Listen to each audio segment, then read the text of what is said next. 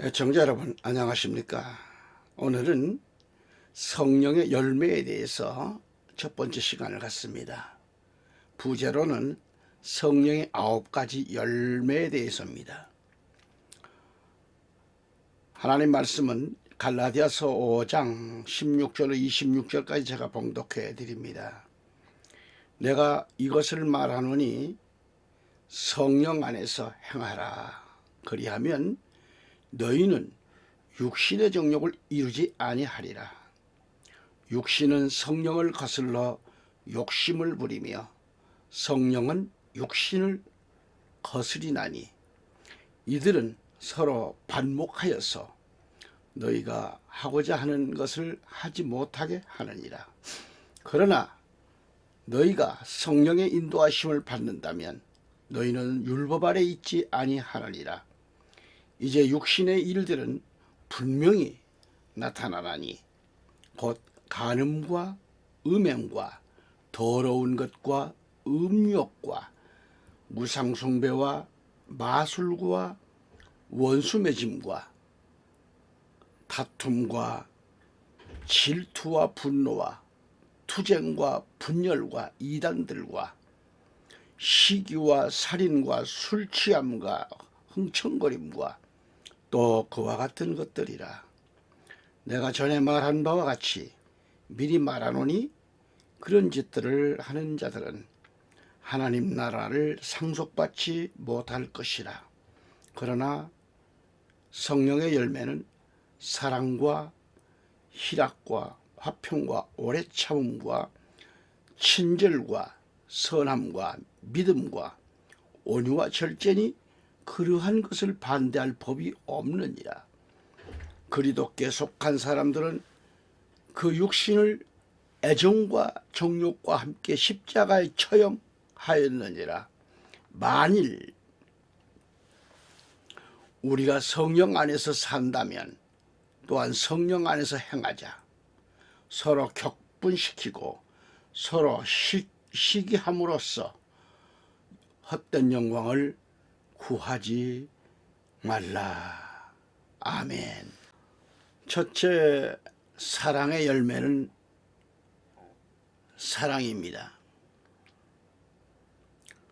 22절 말씀 보았듯이 성령의 열매는 사랑과 희락과 화평과 오래 참음과 친절과 선함과 믿음과 온유와 절제니 그러한 것을 반대할 법이 없느니라.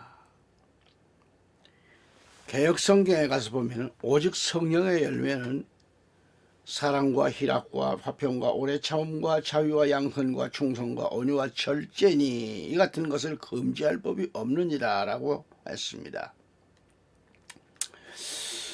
세계 각국 인종을 초월해서 사람들은 사랑을 주고받는 건 삶을 인생의 최고의 낙으로 꼽을 겁니다. 사람은 사랑받기를 원하지 않는 사람은 아무도 없다고 합니다. 아무도 없다고 봐요. 인생에 있어 가장 행복한 삶이란 무엇보다도 사랑할 대상이 있다라는 거죠. 한 번 받으면서 한 번 사랑을 받고 주고받는 것, 사랑받으며 그 사랑에 만족해야 하는 거죠. 하지만 많은 사람들은 사랑은 알아요. 알면서도 그 참사랑, 그 진실한 사랑은 알지 못합니다. 참사랑이 없기 때문에 거짓된 사랑, 포장된 사랑에 속고 있는 거죠. 사랑에는 3가지 종류가 있다고 하죠. 사랑의 형식은 같으나 그 내용은 전혀 다르다는 거죠. 진실로 사랑받기를 원한다면 거짓되고 포장된 형식적인 사랑에서 돌아서서 참사랑을 알아야 합니다. 참사랑은 목마름도 배고픔도 없습니다. 우리 인생이 참사랑을 나누며 살아간다 하면 그 인생은 참 행복을 만끽하며 살아갈 거예요. 첫째로 만약의 사랑이, 만약의 사랑. 이 사랑은 만약 우리가 어떤 요구 조건을 충족시켰을 때 얻어지는 그런 사랑을 말합니다. 만약의 사랑. 이것은 조건적인 사랑, 조건적인 사랑이죠. 사랑하는 사람이 원하는 희생의 대가로 제공되는 사랑이죠.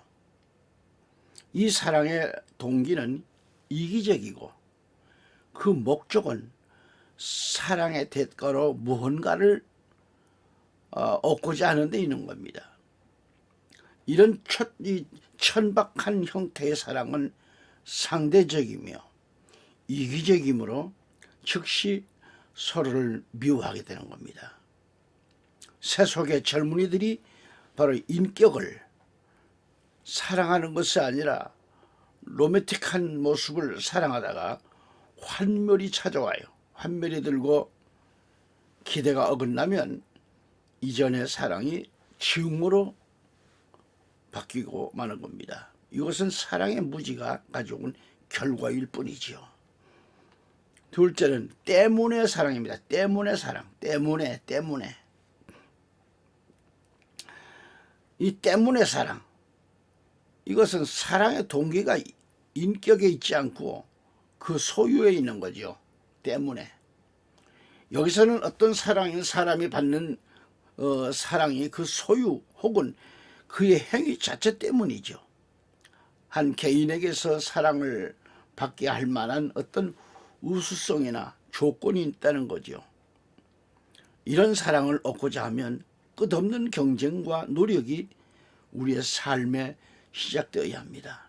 왜냐하면 경쟁하는 그 두려움 때문에 사랑의 불안감을 가져오게 되는 거죠.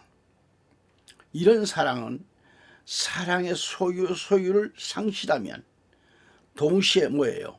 사랑을 잃어버리게 됩니다. 인간 사회의 사랑은 너무도 많은 경우 이런 식으로서 영원성이 없습니다. 영원성이 없어요. 셋째는 불구하고 사랑입니다. 이건 뭐예요? 조건이 없는 사랑을 가리켜요. 사랑의 대가를 보상받을 만한 가치가 없음에도 불구하고 사랑하는 겁니다. 사랑받을 자격이 없어도 있는 그대로 사랑을 받는 거죠. 전혀 무가치해 보일지 모르지만은 무한한 가치가 있는 인간의 것처럼 사랑을 받는 겁니다. 이런 사랑은 성공이나 사업보다도 더 중요한 거죠. 이런 사랑을 받고 있고 또 하게 될 때 인생은 무한한 행복에 이르게 되고 삶은 무한한 가치를 창조하게 된다는 그런 얘기입니다. 넷째로는 뭐예요? 그리스도인이 유일한 사랑의 근원입니다. 중요한 얘기입니다. 이 사랑의 유일한 근원은 오직 예수 그리스도의 십자가에서 나타나는 것이죠. 예수 그리스도는 이 대가로 받을 것이 아무것도 없음에도 불구하고 우리를 사랑하셨어요. 예수 그리스도는 십자가에서 죽으셨습니다. 세계 역사상 처음으로 완전하고 순수한 이 사랑이 있게 된 거죠. 예수 그리스도는 우리를 있는 그대로를 사랑하시는 겁니다. 그리스도는 우리가 사랑할 만한 가치가 없음에도 불구하고 변함없이 우리를 사랑하시는 거예요.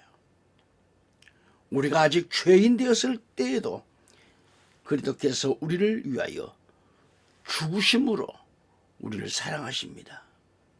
죽으심으로써 하나님께서 우리에게 대한 자기의 사랑을 확증하셨다고 로마서 5장 8절은 가리켜요.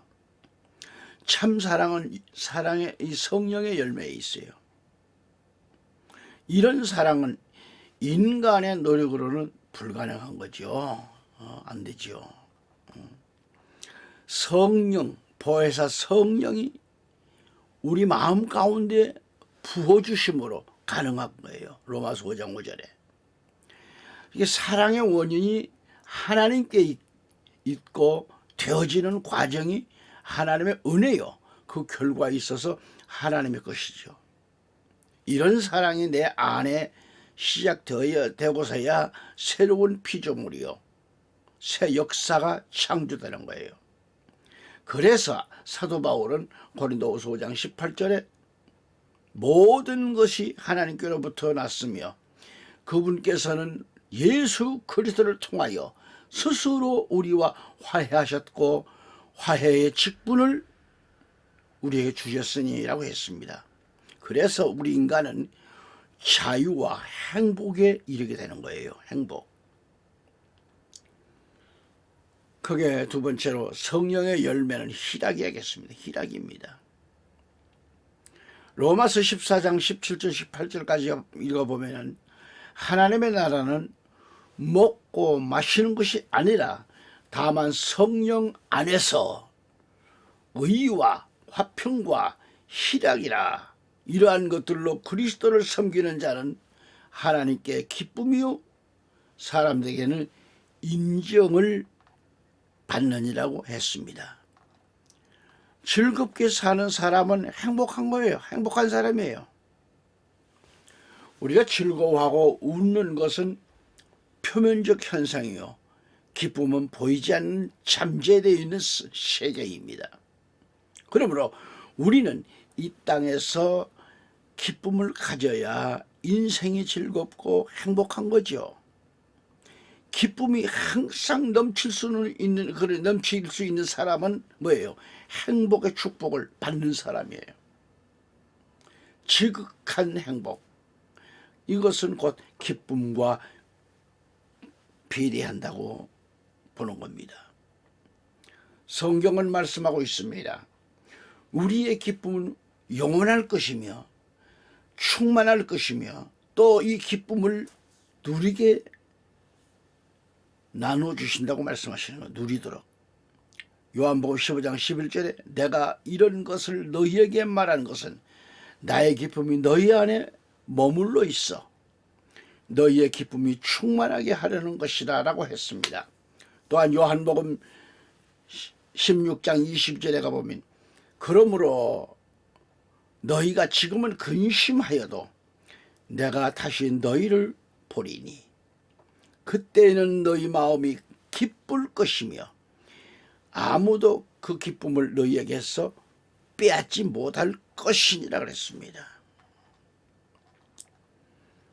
저처럼 예수님은 빼앗길 수 없는 기쁨을 주십니다. 이 세상의 기쁨은 잠깐이요, 결국 빼앗기는 기쁨입니다. 그러나 주 예수 그리스도께서 주시는 기쁨은 이 세상의 그 어떤 것에도 비교할 수가 없어요. 빼앗길 수 없습니다.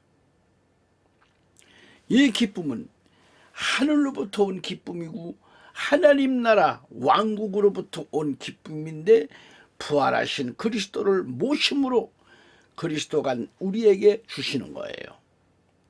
예수 그리스도를 믿고 처음에 교회에 나와서 기쁨을 얻는 사람이 있지만 이 기쁨이 성령의 열매로 맺어지지 아니하면 핍박이나 환난이 올 때 그 신앙은 사그러지는 거다. 뺏기게 되는 거예요. 이 세상의 어떤 기쁨은 얻으면 얻을수록 불안하고 부족합니다. 왜냐하면 빼앗길 것이 두려워서 그렇죠. 언젠가는 죽는 것과 같이 결코 인간에게는 영원할 수가 없어요. 성경은 우리에게 빼앗기지 않을 것을 주셨다고 말씀하십니다. 이런 빼앗기지 않는 기쁨을 가졌기 때문에 사도 바울은 옥중에 있으면서도 기쁨이 충만했던 것을 우리가 알 수 있습니다. 둘째로 그리스도께서는 충만한 기쁨을 주신다니. 충만한 기쁨. 내 기쁨이 너희 안에 충만하기를 원한다고 하셨어요. 그러면서 예수 그리스도께서는 내가 아버지께로 가면 내 기쁨이 너희 안에 충만하리라고 하셨어요. 이 말씀은 곧 내가 하늘로 올라간 보혜사 성령을 너희에게 보낼 것인데, 보혜사 성령이 너희 안에 계시면 그 열매로서 기쁨을 그때 얻게 될 것이라고 말씀하셨어요. 과연 예수 그리스도께서 승천하신 후 보혜사 성령을 보내주셨고, 그때부터 제자들은 예수 그리스도의 기쁨으로 충만하게 됐습니다. 보혜사 성령께서 오심으로 예수 그리스도는 우리 안에 거하게 되었고, 하나님 나라 왕국은 우리 안에 이루어지게 되는 것이죠. 왕국이라는 게 우리말로는 천국이라겠어요. 하나님 나라 왕국입니다. 로마서 14장 17절에 가보면 하나님의 나라는 먹고 마시는 것이 아니라 다만 성령 안에서 의와 사랑과 희락이라고 말씀하십니다. 우리는 기쁨을 가지고 일할 때 칭찬을 받게 된다는 그런 말씀이 되겠습니다. 아멘. 셋째는 기쁨은 하나님과 사랑의 교제를 통하여 이루어지는 거예요. 기쁨은 세상적인 기쁨은 잠깐이지만 하나님과의 교제, 하나님과의 그 사랑의 교제를 통하여 이루어지는 이 기쁨은 끝이 없습니다. 참 기쁨은 땅에 속한 게 아니에요. 그래서 하나님께 속한 겁니다. 그러므로 하나님과의 교제 없이는 이런 기쁨을 얻을 수가 없는 거죠. 우리는 기쁜 사람을 대할 때만이 기뻐할 수가 있고요, 슬픈 사람을 만나면 같이 슬퍼지는 거죠. 기쁨을 가지시는 그리스도 예수님과 교제하면 나도 기뻐지는 거예요. 그리스도 예수를 만나서 기도하는 중에 슬퍼하는 삶이 있을까요? 그리스도 예수를 모시고 성령 안에서 교제하는 사람은 모두가 기쁨이 있습니다. 이것이 하나님 나라 왕국의 기쁨이고요, 성령 안에서 하늘 나라의 기쁨이죠. 이 기쁨은 하늘나라의 본질입니다. 요한복음 15장 9절 10절까지 보면은 아버지께서 나를 사랑하신 것 같이 나도 너희를 사랑하였으니 너희는 내 사랑 안에 계속 거하라. 내가 내 아버지의 계명들을 지켜서 그분의 사랑 안에 거하는 것 같이 너희도 나의 계명들을 지키면 나의 사랑 안에 거하리라고 하셨어요. 성령이 주시는 기쁨은 하나님 사랑 안에서 교제의 기쁨입니다. 사랑은 인생을 기쁘게 합니다. 사랑은 기쁨을 생산합니다. 우리가 하나님의 은혜 안에서 기쁨을 누리게 될 때 비로소 자신의 행복을 느끼게 된다는 말씀이죠. 셋째는 사랑의 열매 가운데 세 번째 화평입니다. 이사야 32장 17절에 가보면 의의 행위는 화평이 되며 의의 효과는 영원한 평안과 보장이 되고라고 말씀합니다. 그리스도인들이 신앙으로 얻는 그 은혜가 두 가지 면에서 일하고 있습니다. 일반적인 은혜는 세속적인 것인데 누구나 다 받는 거예요. 이것은 상대적이지요. 육신적인 그런 삶을 위한 겁니다. 그러나 특수한 은혜는 영적이고 거룩한 것인데 이것은 세상에서 얻지 못하는 거예요. 오직 예수 그리스도로부터 오는 그 절대적인 은총을 가리키는 겁니다. 또한 인격에서 얻어지는 열매입니다. 이는 영원한 것이며 신앙적으로 그 인격이 성숙한 자에게 주어지는 결과입니다. 사랑, 희락, 화평, 오래 참음, 자비, 양선, 충성과 온유, 절제 등은 모두가 이 열매를 맺는 신실한 결실이죠. 이 열매를 가진 그리스도인은 참으로 축복받은 사람이지요. 할렐루야. 셋째로 그리스도인의 화평은 성령의 다스림을 받는 자에게 주어지는 거죠. 예수를 믿게 되면 내 안에서 두 성품이 싸웁니다. 이 두 성품이 내 안에서. 육신의 소욕은 성령을 거스린다고 했지요. 성령의 소욕은 육체를 거스린다고 했습니다. 아들이 서로 대적함으로 우리의 원하는 것을 차지하지 못하게 하려 한다고 했습니다. 갈라디아서 4장 17절에. 모든 싸움은 우리 안에서 이루어진다고 했어요. 우리는 정욕과 본능을 충족시키려고 하는 그런 이기심 때문에 자신과 평화를 누리지를 못하는 겁니다. 자신과 평화하지 못하는 사람은 타인과 평화를 이루지 못한다는 얘기죠. 타인과 잘 다투는 사람을 보면 누구보다도 그 사람 자신의 내적인 갈등이 심각한 것을 알 수가 있어요. 싸움의 근본적인 원인은 우리 자신과 우리 하나님 사이에 잘못된 것입니다. 오직 성령님이 지배하는 충만한 단계에 이를 때에 영적 평안과 안식을 얻고 자유에 이르게 되는 거죠. 그러므로 그리스도 예수의 사람들은 육체와 함께 그 정과 욕심을 십자가에 못 박고 살아야 됩니다. 못 박아야 돼요.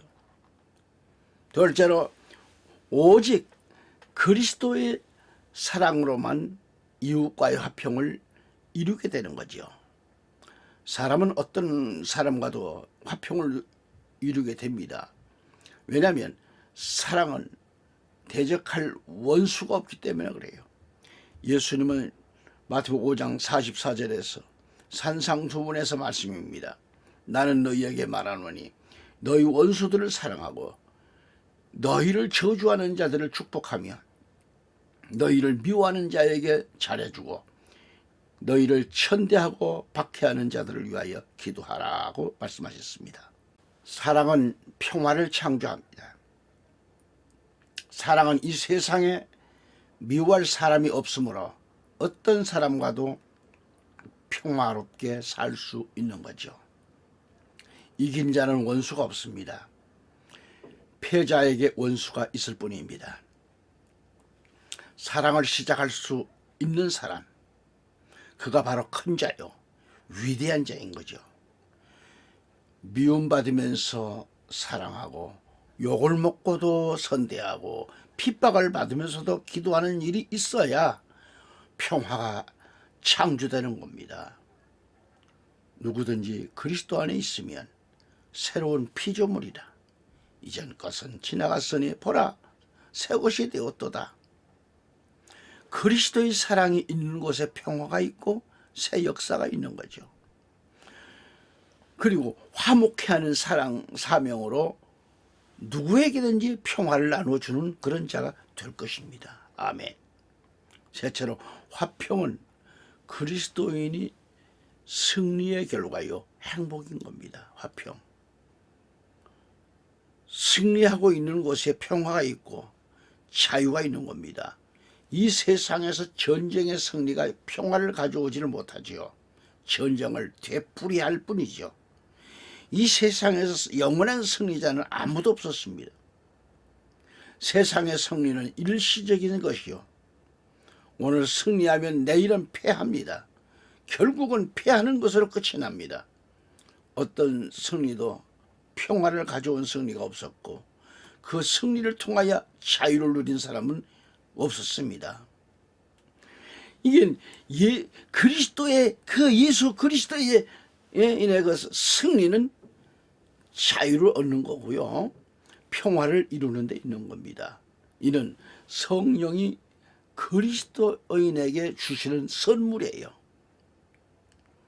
인간의 모든 행복과 축복은 평화로운 때만 가능한 거죠. 평화가 없는 사람은 결코 행복할 수 없는 겁니다. 그리고 받은 축복도 누리지 못하는 거예요. 인간의 행복은 자유와 평화를 누린 만큼 자기의 것이 된다는 거죠. 할렐루야. 오늘은 또 여기서 말씀을 드립니다. 다음 시간까지 안녕히 계십시오. 감사합니다.